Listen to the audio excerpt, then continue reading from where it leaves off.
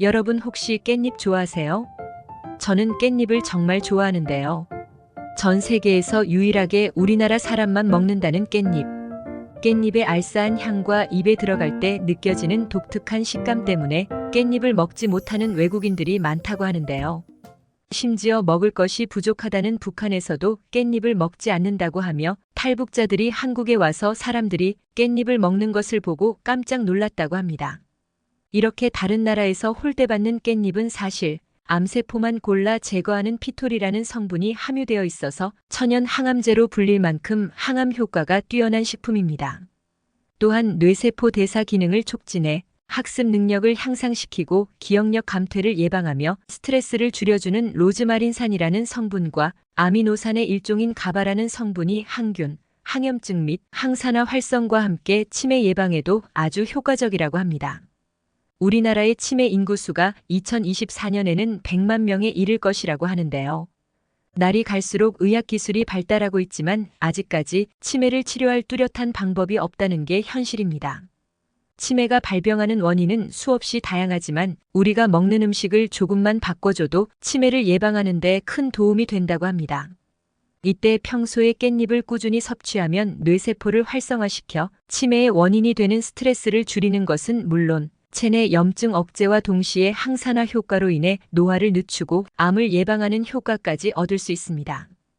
그런데 이렇게 맛있고 많은 사람이 즐겨 먹는 깻잎을 잘못 섭취하면 우리 몸에 치명적인 위험이 생길 수 있다는 사실 혹시 알고 계셨나요? 건강을 위한 올바른 깻잎 섭취법과 최악의 섭취법을 지금부터 알려드리겠습니다.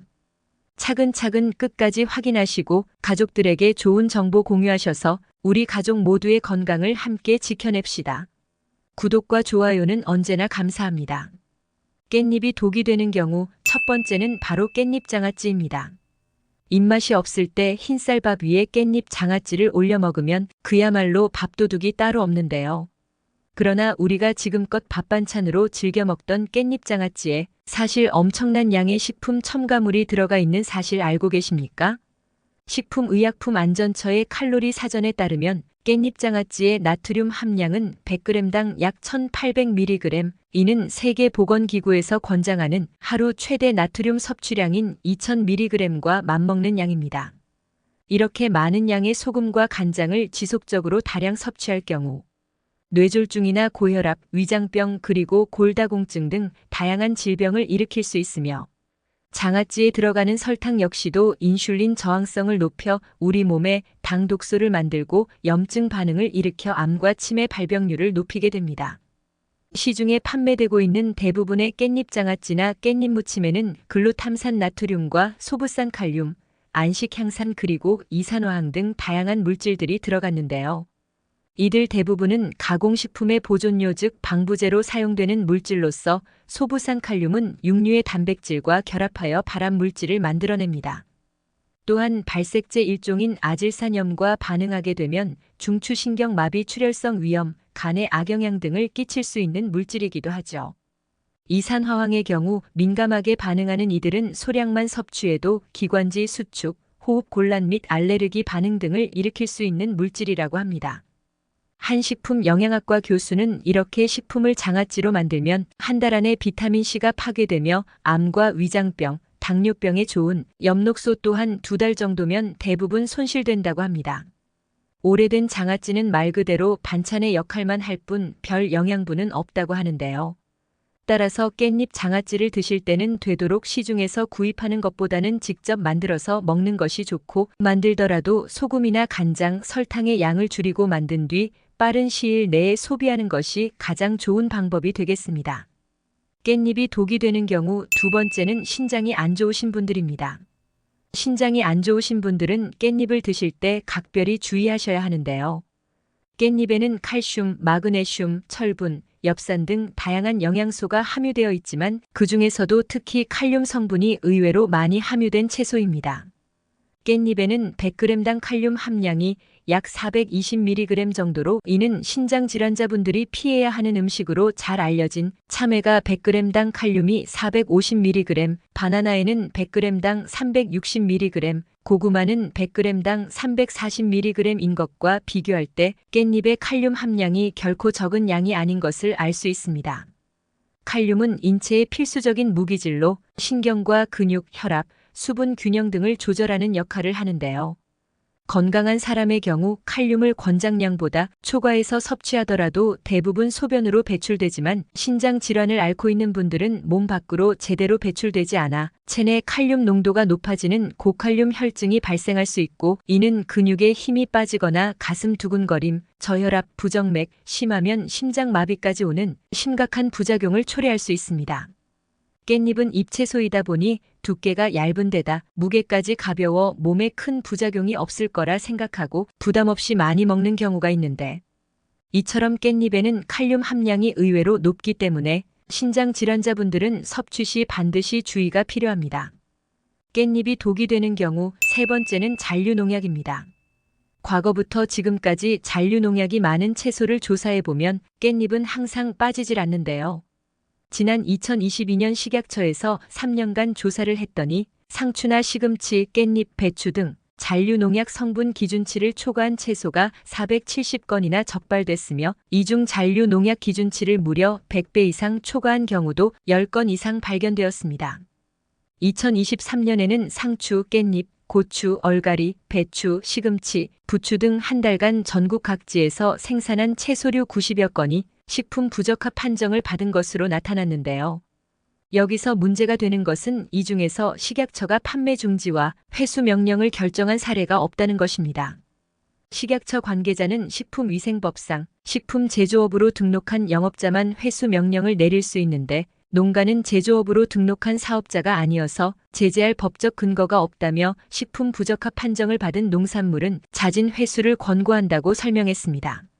식품을 제조하고 판매되는 가공식품의 경우 유해 성분이 검출되면 즉각 판매를 중지하고 유통 경로를 파악해 해당 제품을 회수할 수 있지만, 소규모 농가에서 출하되는 농산물들은 회수 명령을 내릴 수 없는 데다 유통 경로도 확인하기 어렵기 때문이라고 합니다.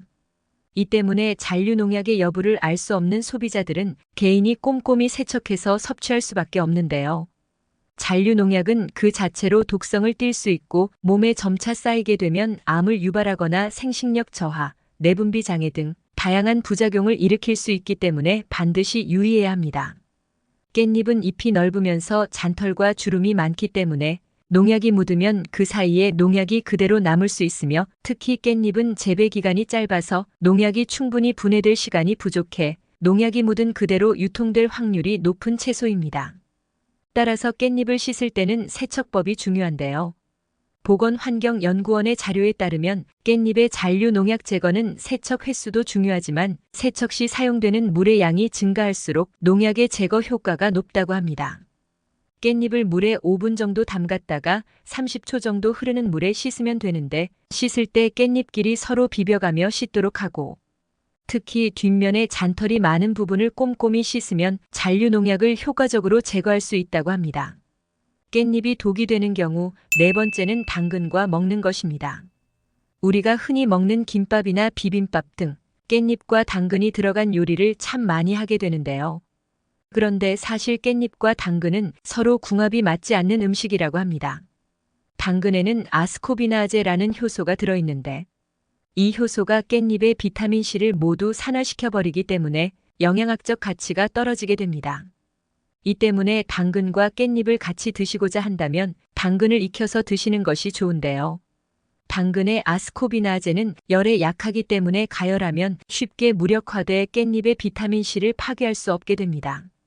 또한 당근 대부분의 영양소는 단단한 세포벽과 세포막으로 둘러싸여 있어서 생으로 섭취하게 되면 영양 흡수율이 10%밖에 되지 않고, 주요 영양 성분들은 지용성이기 때문에 기름에 익혀서 드시면 섭취할 수 있는 영양 함량을 훨씬 더 높일 수 있습니다.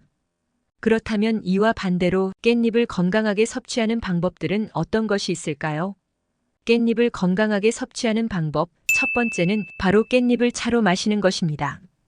엄청난 항암 효과를 내는 깻잎의 피톨 성분과 함께 폴리페놀, 안토시아닌 등의 수용성 항산 화물질들은 물에 잘 녹아나오는 특징이 있기 때문에 깻잎의 효능을 충분히 누리기 위해 차로 우려 마시는 방법도 좋습니다. 두 번째는 바로 고기와 함께 먹는 것입니다. 깻잎에 고기를 많이들 싸서 드실 텐데요. 고기를 깻잎에 싸 먹으면 괜히 좋은 게 아니라 진짜 몸에 좋은 과학적인 이유가 있다고 합니다. 고기를 높은 온도에서 익히면 고기를 태울 때 발생하는 발암 물질인 헤테로사이클릭 아민과 다환 방향족 탄화수소라는 물질이 발생하게 되는데요. 이때 깻잎에 함유된 베타카로틴 성분이 발암 물질을 상쇄시키는 역할을 한다고 합니다. 실제로 베타카로틴 성분은 세포막이나 유전자의 손상을 입히는 활성산소를 억제하고 암을 억제하는 유전자의 발현을 높인다고 알려져 있습니다. 아울러 깻잎의 특유한 향을 내는 페릴라케톤 성분은 고기의 느끼한 맛을 잡아주는 동시에 세균과 곰팡이 등의 미생물 증식을 억제하여 식중독 예방에도 효과적입니다. 깻잎을 건강하게 섭취하는 방법 세 번째는 바로 현미와 먹는 것입니다. 깻잎에 함유된 가바 성분은 아미노산의 일종으로 뇌세포 대사 기능을 촉진해 학습 능력을 향상시키고 기억력 감퇴와 치매를 예방하며 우울함과 스트레스를 줄여주는 효과가 있습니다. 이렇게 몸에 좋은 가바의 효능을 한층 더 높여주는 음식이 바로 현미인데요. 수확한 벼를 탈곡한 후 도정하지 않은 쌀인 현미에는 각종 영양소가 풍부하지만 그 중에서도 특히 비타민 B6 성분이 가바의 생성을 증가시키고 적정 수준을 유지하도록 도움을 줍니다. 또한 깻잎의 풍부한 식이섬유는 현미의 소화를 돕고 변비까지 예방해주니 최고의 궁합이라 할 수 있습니다. 오늘은 깻잎의 올바른 섭취법에 대해 알아봤습니다. 정보가 도움이 되셨다면 주변의 소중한 분들에게 영상을 공유해주세요. 구독과 좋아요도 부탁드릴게요. 구독과 좋아요는 건강 디딤돌에게 언제나 큰 힘이 됩니다. 다음에 더 유익한 영상으로 찾아오겠습니다. 건강 디딤돌은 언제나 구독자 여러분이 건강하시길 진심으로 기원합니다. 건강하고 행복하세요.